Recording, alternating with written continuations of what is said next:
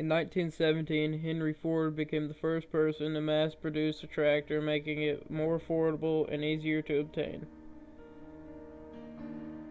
This, of course, only applied to those who could afford them. During the 1920s, agricultural areas did not experience the economic boom that urban cities were undergoing. The farming families were poor in the 1920s, and the Depression in the 1930s hit them hard.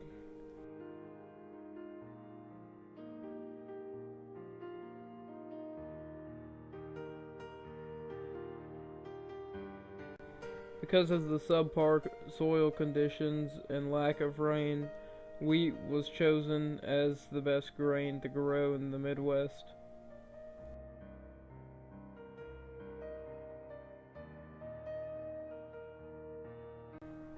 On top of low wages and poor growing conditions, the farmers in the Midwest succumbed to the Dust Bowl.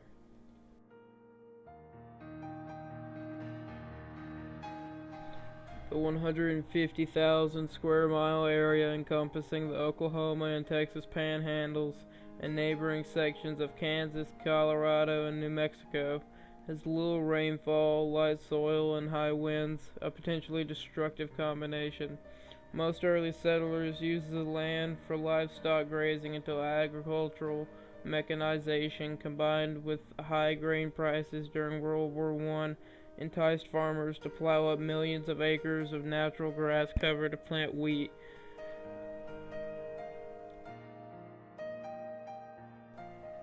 The storms of the Dust Bowl decimated everything in their path. Sometimes they were miles high and hundreds of miles wide.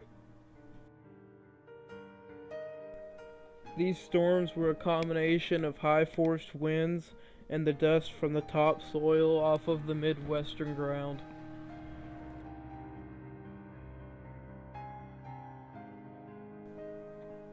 These high-force windstorms had the potential to rip the crops out of the ground. After they had passed, everything would be covered in a thick layer of dirt. The dirt would even eventually get into the engines and components of automobiles and cause them not to function.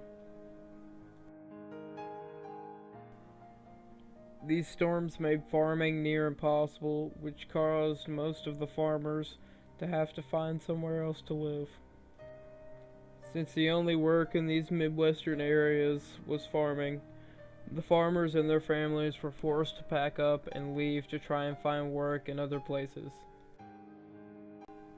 By 1940, over 2.5 million people had fled the area devastated by the Dust Bowl. 10% of these people had moved to California. These people were called Okies. Okies are a migrant agricultural worker from Oklahoma and surrounding areas who had been forced to leave during the Depression of the 1930s. During this time period, all these farmers who moved to the West had no luck with farming and agriculture because they were not making any money, so most of the farmers left.